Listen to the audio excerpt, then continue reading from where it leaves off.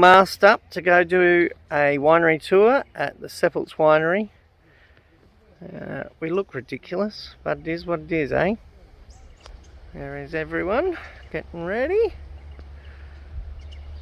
And yeah, so we booked in so we could go do the tour. Just remember, at the moment you got to book everything in Victoria, especially because of all the rules. So we're going down here, and here we are. We're going to the Shaft House. Okay then. Interesting name, isn't it? What's all this? We can do tasting sessions. 10 visitors at once. Okay. All good. Here we go. So Seppelts was also, a lot of people just know it as Great Western wines. So let's go have a look-see. This is the cellar door at Seppelts. Beautiful. A few knickknacks to buy.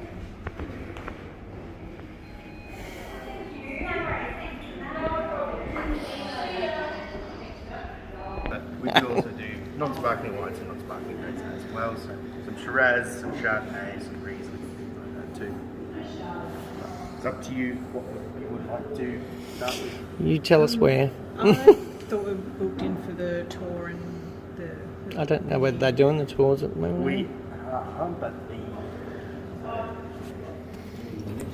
This is what we're doing. Yeah. Start with the Prosecco.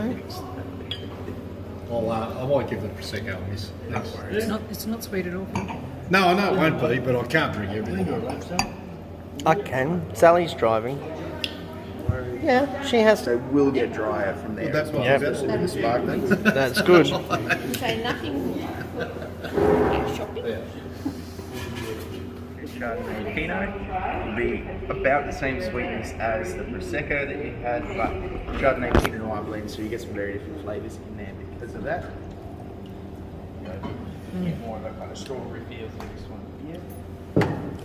That's nice.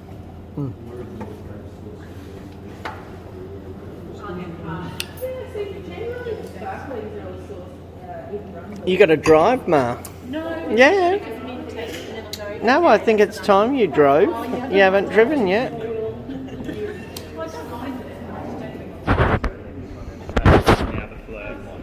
The fleur. Oh, she prefers the Shardy. I like the Prosecco. Simple, elegant, great value.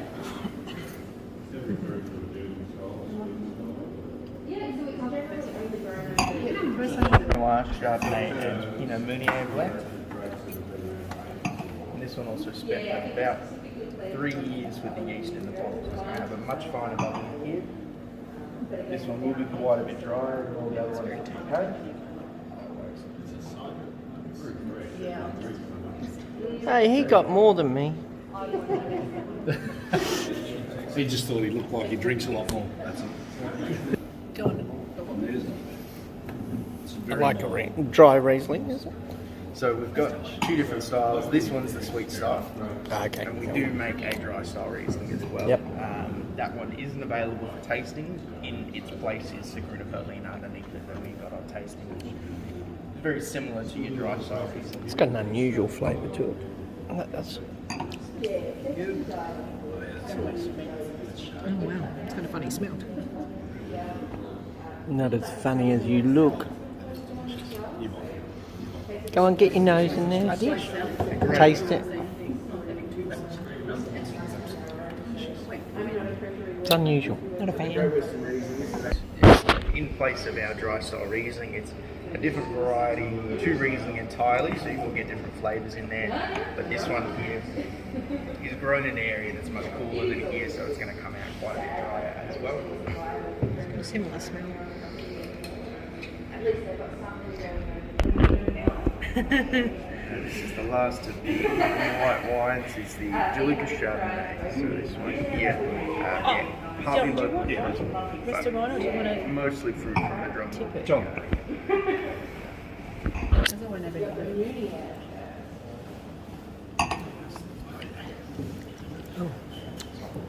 I'll have a bit of that, whatever he's got there. Good one. That's the last Oh, was it the Chardonnay was the last? Of the whites. Of the whites. Oh, well, I won't be having it. Well, you do have to drive the van. So this one, So we're just having the original sparkling Shiraz, which apparently Seppelt invented sparkling Shiraz back in 1893. So it's very good, lots of little bubbles in it, tastes good. That's what we want. We're on the way to the Shaft House.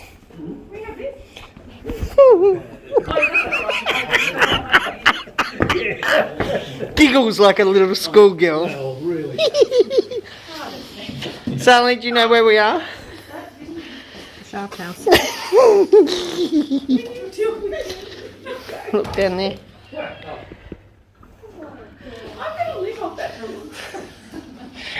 Hi, Mum. Hello. Where are you? I'm not talking. I'm not talking to you. That's just so funny.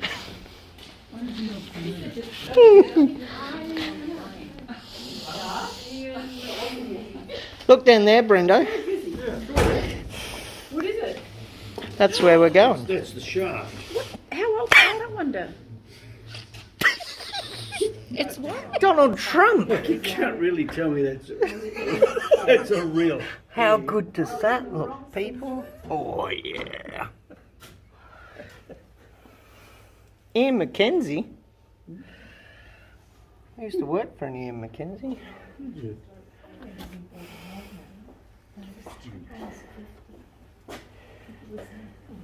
How much was it? 2 days. And how long did it last, Linda? We gave it away to someone. But it was nothing. You know. We had those. I wonder what was so cheap.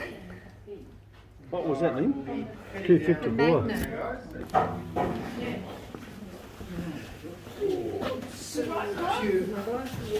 just before we do actually get underground, I'll go over some of the history of the property here first. So first off, this building that we're currently standing in, this is known as the Shaft House, and this was built back in 1865 by the Best brothers, Joseph and Henry Best. That's a photo of Joseph just there.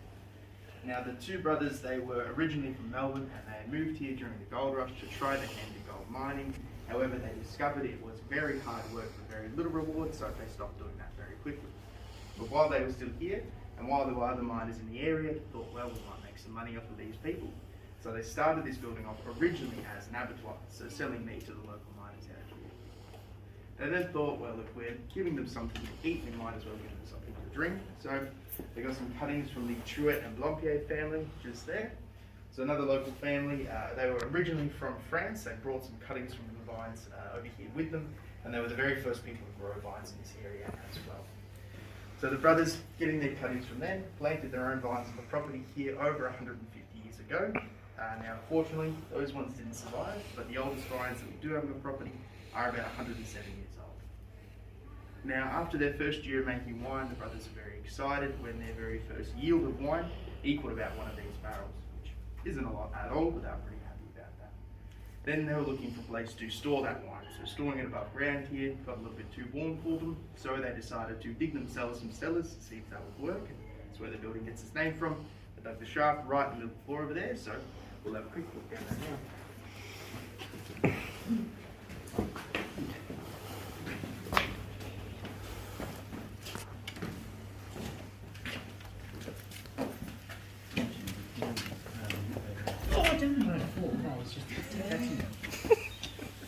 It goes about 10 metres down there and stays a constant 15, 16 degrees down there as well. So perfect for storing their wine and also a little bit of the meat while they were still doing some of that. The brothers were also very lucky to have found a layer of decomposing granite underneath them. So it's a very, very soft material to dig, but holds its weight very well. So a lot easier to dig through here than most other places in the area. Now, I'm thinking, imagine doing that today, the permits you'd have to have. yeah. Oh, yes. That's right. Decided I don't to even think they knew that what a permit was back then. straight down. And you got to keep social distance. And you Now, the two brothers, they continued to make wine here for a number of years until eventually they decided to separate. Now, I'm not too sure why they decided to do that, but Henry, he took his share of the property, cashed out, then moved 3 kilometres down the road and started Best Wines down there. So, just a bit of friendly competition between the brothers. Now, unfortunately for Joseph, though, not too long after that happened, he was killed in an accident. So, he tried to jump his horse over a flooded river, was thrown from his horse, drowned in that river. At the time, he didn't have a wife, he didn't have any children, and hadn't written himself a will. So, when the government came along here and were deciding what to do with the property, by the law back then, his brother Henry didn't count as immediate family, so the government just seized the property here for themselves.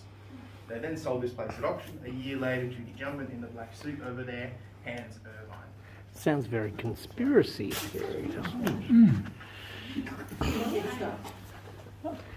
He bought this property here for £12,000 at auction. So back then, £12,000, nearly $2 million today. So very, very wealthy man for the time. He was a Ballarat businessman, so he was a sign writer, a politician. I believe he owned the gold mine in the Black Ranges somewhere as well. So yeah, just a very, very wealthy man for the time. Now, he bought this property because he loved champagne and he wanted to be the very first commercial champagne maker in the country here. So, bought this little winery, built himself an even larger winery, and then travelled all the way over to France to learn the traditional methods. Now, while he was over there, he met a man called Charles Pierlot, who was the chief winemaker of the House of Pommery over there at the time. Now, Charles, he had already wanted to come to Australia to make champagne, so he didn't need a lot of convincing to come back with Hans. Unfortunately for Charles, after travelling all the way to get here, when he arrived, he discovered that we didn't actually grow champagne grapes on the property here, and we had no white wine stored here to turn into champagne. So he had nothing to do once he arrived. So out of necessity, he started experimenting with the only wines that they had on site here, which was Shiraz, and that's when they created the very first sparkling Shiraz in the world. So first one ever was property back in 1893. Now eventually they did get the right grapes and started making champagne here. Became quite famous for it as well. So as an example, in 1901 when Australia federated, it was Irvine's wine served as the toast wine. Now, might have also had something to do with Hans Irvine being Governor of Victoria at the time, but I'm not too sure if that helped. Now, being such a famous winemaker, you get to meet other large and famous winemakers. So, in about the 1910s is when Hans Irvine meets Benno Seppelt. So, Benno and the entire Seppelt family, they'd actually been in Australia since about 1850. They were originally from Germany, but after some religious persecution, Benno's father decided to move his whole family out and settle in the Barossa Valley. Now, they were traditionally tobacco farmers, and they tried to grow it over there, but because of the frost in the area, it just wouldn't grow for them. So after a few years of failing to do that, Benno, as the eldest son, saw that everybody else around him was growing grapes, making wine and making money, so he thought that's what they should do as well.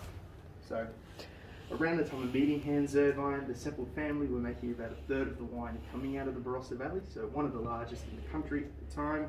Now, Hans and Benno, they became friends and came to an agreement that when Hans retired, Benno would buy this place.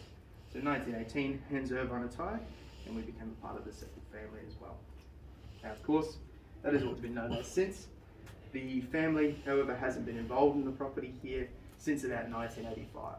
So this winery, along with a lot of other wineries, were bought by a company called South Cork Wines. So they bought places like Penfolds and Wolfblass and Lindemans and a few other big names now as well. Then in 2002, South Cork was bought by Foster's, a Foster's beer company. They have a wine half that is now known as Treasury Wine Estates, and they're the company that currently owns us today. Now, Treasury, they still own the property here, but a few years ago they actually decided that it was no longer viable to keep this place open, so they actually closed down all the production side here. So that was in about 2014 they decided to do that. So there was no production here for a few years, and that was until last year when they decided to reopen the winery in part. So they're now crushing fruit here, fermenting their wines, but it's all being bottled over at Wolfblass. Now the cellar door, the tours and the accommodation side here, this is all being leased out by a local family who just didn't want to see the history disappear from the area. So quite separate from the main company that actually owns the property here. And that's about all the history. So now head out this way. And a couple of things as we head down. So the first one being the house over there. That is Hans Irvine's house. He built that when he moved here. So being built in the late 1800s, they don't actually have a lounge room in there, they've got a ballroom. And because Hans was a very... Sounds like someone else I know. Needed his servants, there are even servants' quarters out the back for that. Oh, right. You can't go in there. So that's actually accommodation now. Oh, is it? Yeah, it's written out. So you can. No, I'd like How to much go a in. night for the How accommodation? much a night? I'm not too sure, I'll have to ask the manager up there. But we use it through Airbnb. More so expensive than a free camper. Because They've got glamping there too, but isn't it? Yeah, so the big Oh, one you tent, can lamp it. a few smaller ones around the Set. side of the house, so the glamping tent. It's a different company that actually sets those up than the ones that run here, but yeah, there's a glamping. we'll pay you extra if you take it for one night. But yeah, that's what we use those areas for now. And the green hut just here, that is one of the air vents for the underground tunnel. Not more accommodation. More accommodation, yeah. Our dog wouldn't. Part of the building itself is built by the Seppelts family in the 1960s. So this was put on as a kind of main reception area. So boardroom, meeting rooms through there, some offices behind you there. Most of the actual production side of the winery, like laboratory, things like that, further through the other side. Yeah, that's the cask I've been waiting to get. Here it is, sitting right in front of us. Just put I've been the- waiting to get a cask like that. Put it in the van. Yeah, I'm sure that'll fit. I think you might overweight. Actually, it's got tyres on it. I'll just tow it home.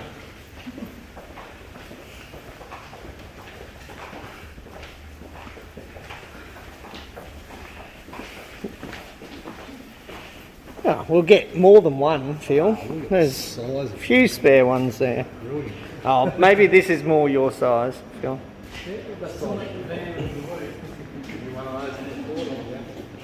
I take it they do weddings or something like that in here.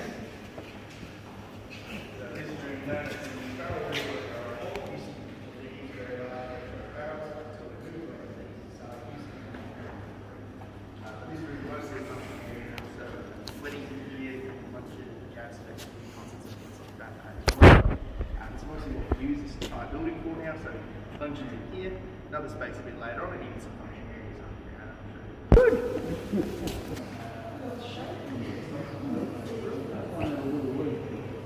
Hello, masked one. Ooh. Gonna last me a week, Connie. That's true. You're not supposed to,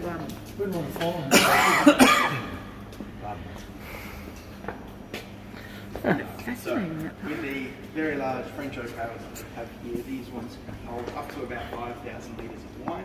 And when you were making wine, the ministry all goes in and out to the top of the barrel. So you can see the plugs and the other two just over. Yep. Now, after you've had your wine in here, for however long it needs to be here for, normally it leaves a bit of a sediment on the inside of the barrel, which is no good if you wanted to make more wine in there. It'll stop it from getting to the open fermenting, probably getting all the flavours that you want. So what they used to do is on the front just here, and it's on the front of all of these big barrels as well, as you can't quite see this one. There is a little archway right at the very bottom. That is a door. They would take that off, and then someone would crawl inside with a hammer and a chisel. How do you get in there? Obviously, Obviously not someone from obviously 2020. employed very small people. Part of the reason why they don't use the big barrels anymore is there aren't as many children working in the winery today. Oh, it's kid in there. The smaller the barrel was, the faster the wine fermented. So they went from these big ones down to the slightly smaller ones there, and then landed on the barrique being the best way to do it. Oh, okay. Now, we actually have a gentleman who works at the cellar door today. His name is Alan. He's been working here for quite a long time. He started out cleaning out barrels like this. He's now in his 70s, and he tried a couple of years ago and it still fit inside. So it's definitely a bit of a skill getting inside of these barrels. Wow. All right. Bit of ballroom.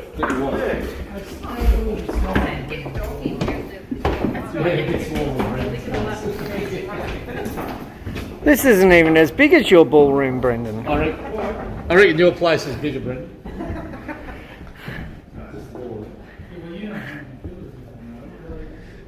This building here, this is the 1892 cellar. So this is the part of the wine and Zircon built. Now, he only wanted the very best materials for his wine. He definitely bought them. So all of the beams throughout here, this is all Oregon, from Portland, Oregon in America, imported from Victoria, and pulled by horse carriage. So inside some of these beams, you can see the one starts at that end of the building, goes all the way to halfway across, around about that beam there, and then a second beam continues to the other side. So only two to span length in the middle here. Now Now, because this room here, there is a floor beneath us, and this was the barrel room before that room was built. The beams supporting this floor are about 4 times the size of these ones to hold all the weight. So we'll see those in just a moment as well. But yeah, this is a function area through here as well.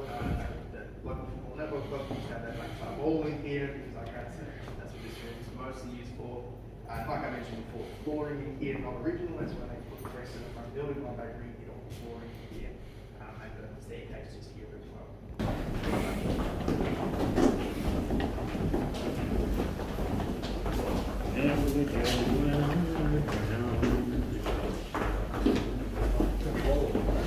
Feel the coolness already? Well, certainly had a way to clean it, didn't they?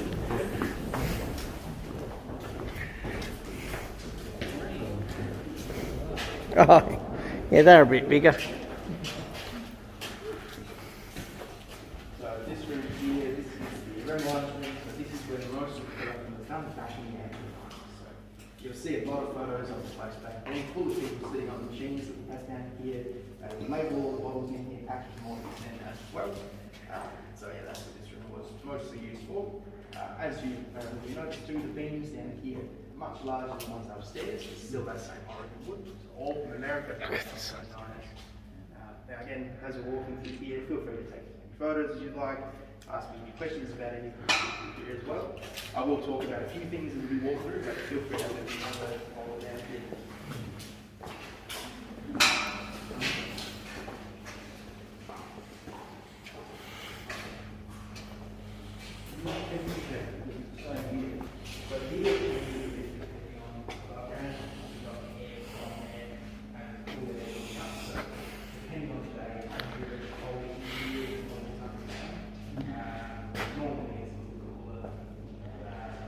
They were young.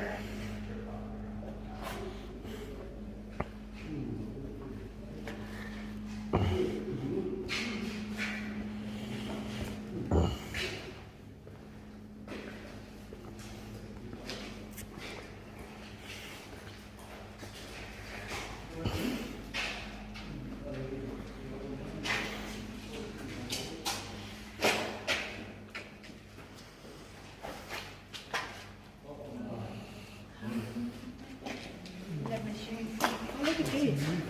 This is how they feed it, Philip. So you can see a lot of the machinery here is featured in the photos behind it, and we'll use the one point as well. So I'll point out what a couple of these were for.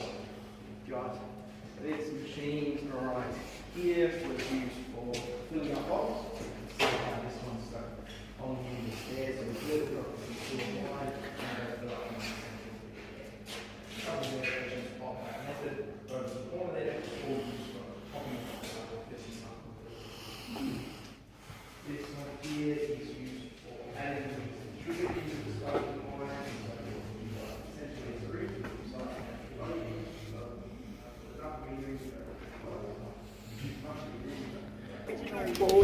Yeah. So it's just going out through here. And they would come in here.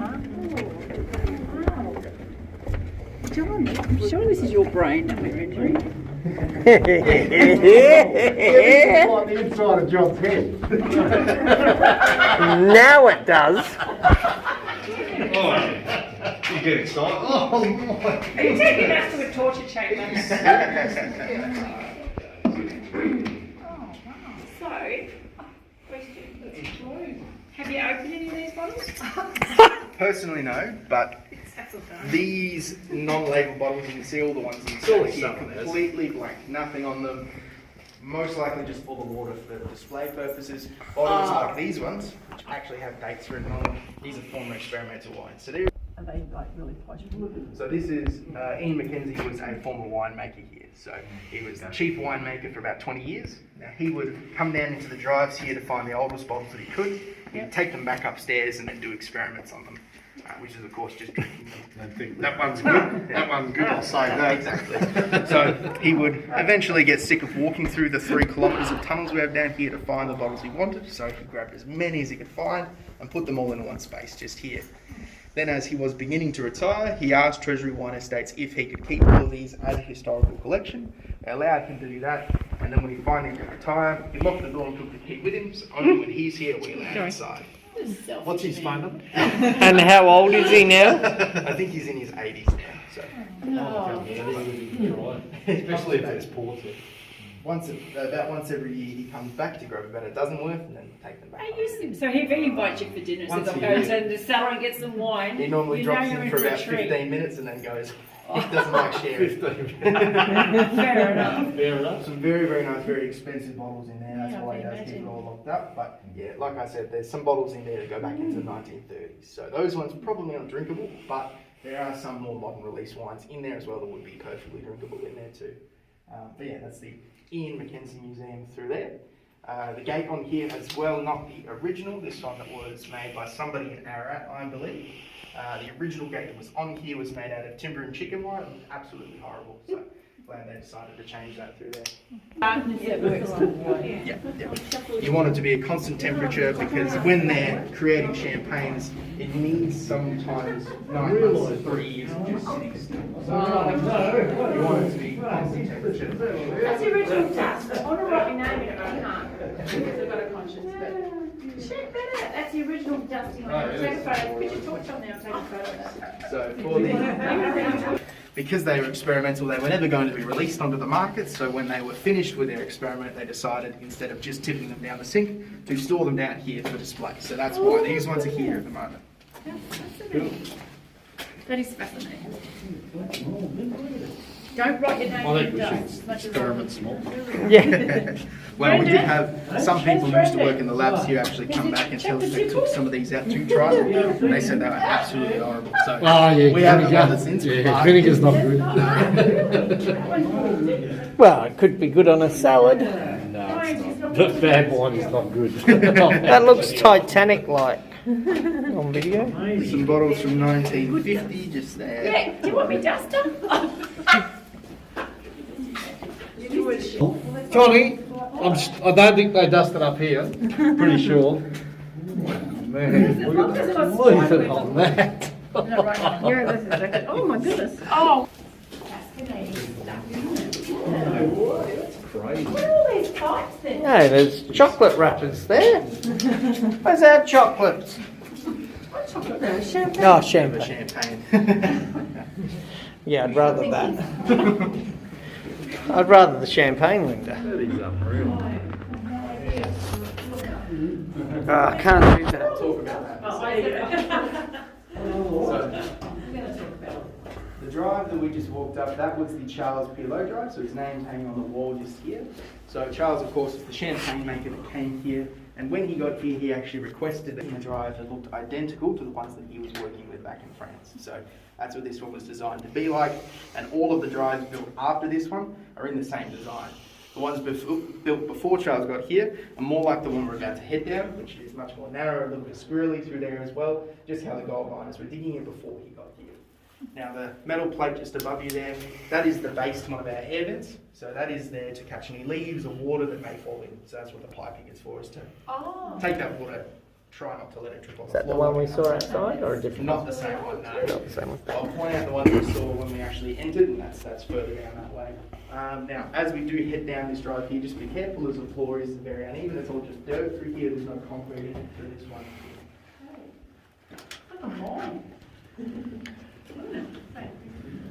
You're right. But just in case you wanted to take a photo or something, didn't want to get in the way. There's some bottles down here, isn't there? Unbelievable. This is what we pay for, Phil. Just display bottles. Yeah, I know. These not these someone's been onto I love it. It looks cool in a photo. Oh, yeah, that's brilliant. Oh, man, they just go everywhere. Excuse me. This is unreal. So because that's concreting just there, Yeah. they need to get to the dirt behind it, so those little poles just go through the concreting.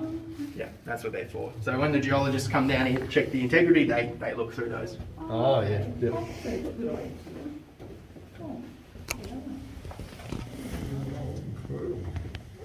It's like a big maze, isn't it? It's so much fun as a kid, wouldn't it? Oh, yeah. Imagine coming down here. Going back and forward. It's unreal. And amazing. Oh, mate.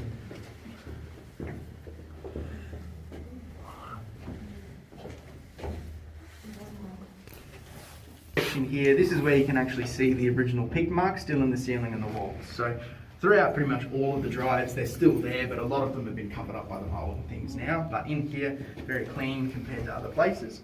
So yeah, again, all of this dug by hand by unemployed gold miners. So they would come down here using wheelbarrows and pickaxes to get all this dirt out, and it would all go throughout the shaft, as that's where that was the only real kind of exit for it until the ramp that we walked in on was built.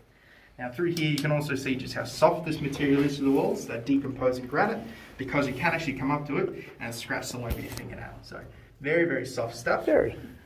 So in order to reinforce the place, they put the spray on concreting through here, bricks in the walls, steel beams, everything like that. So it's been completely reinforced through here now. But they were, again, very lucky to have found this down here, as this is very similar to chalk, which is what a lot of the tunnels over in Champagne are made out of. So incredibly lucky to have found this down here for them. I feel really happy for them.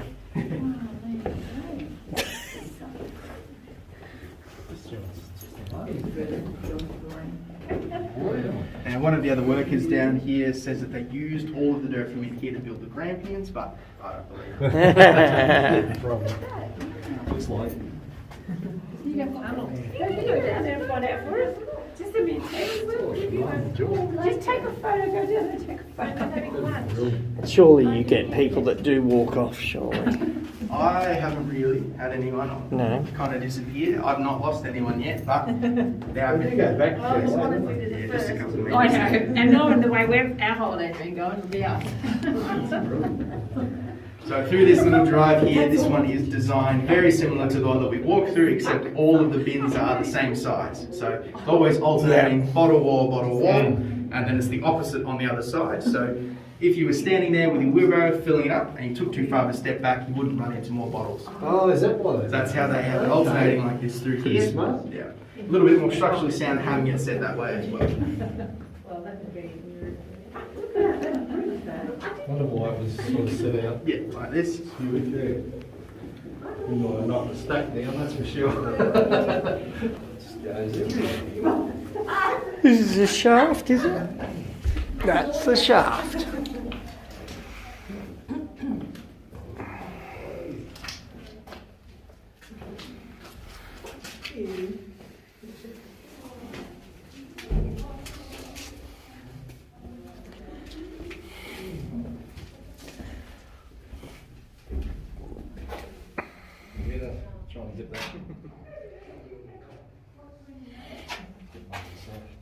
Try and get that.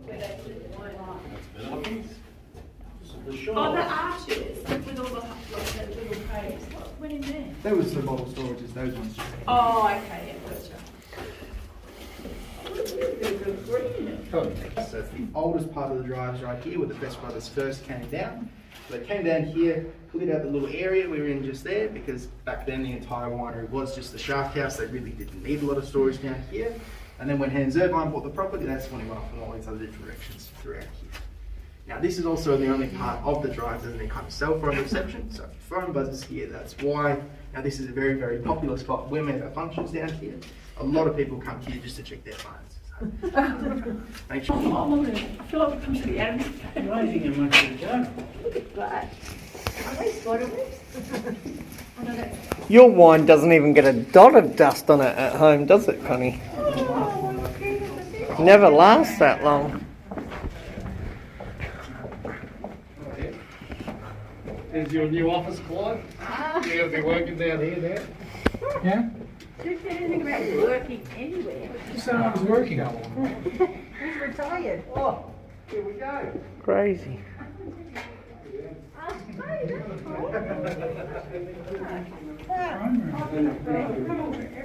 Well, it's a service to humanity. Can we book this room tonight? I don't know about tonight. I think we'll give the management manager a heart attack. Brandy North. Randy, yeah. There's perfect amount of seats there. 8. We've got 8 people. Right. Oh. We're going to book this tonight.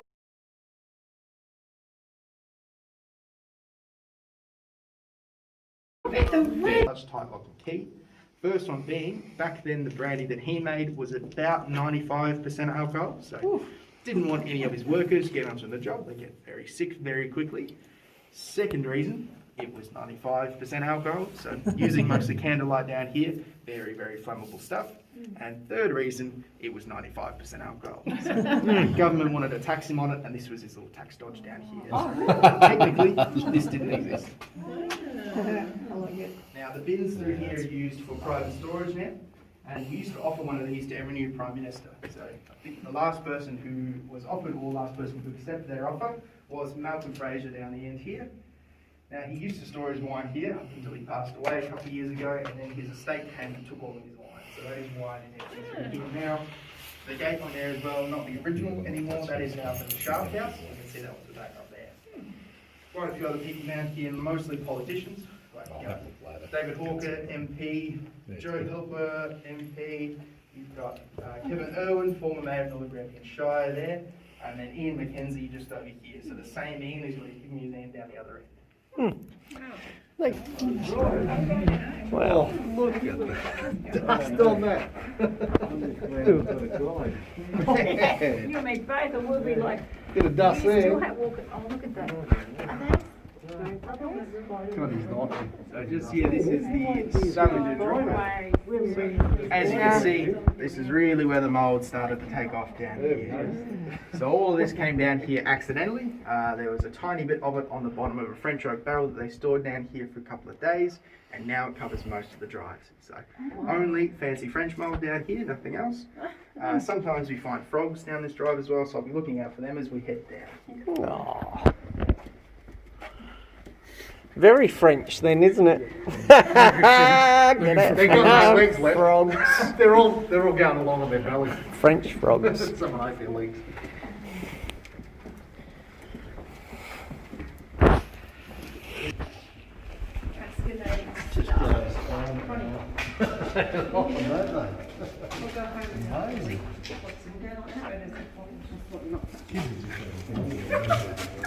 Oh, and this is where we came in. Because that's the sign. Now, just before we do head all the way back up, I will point out that the airbed that we first saw when we walked in, that green hut that was just outside, the base of that one comes out just over there. So where the, I guess the second kind of light bulb is there, behind the heritage sign there is that metal plate hanging from the ceiling. Oh, yeah. That is the base to that airbed there. So to give you a little bit more understanding of where we walk through it. So we're sitting out here at Seppelts, and we've gone and toasted some bread in the vans. We've got our own dips and cheeses. This is by far the cheapest meal you'll ever have at a winery in your life, because you didn't have to pay for it. And they were happy with us to do it, so that's good. Thanks, COVID. Woohoo!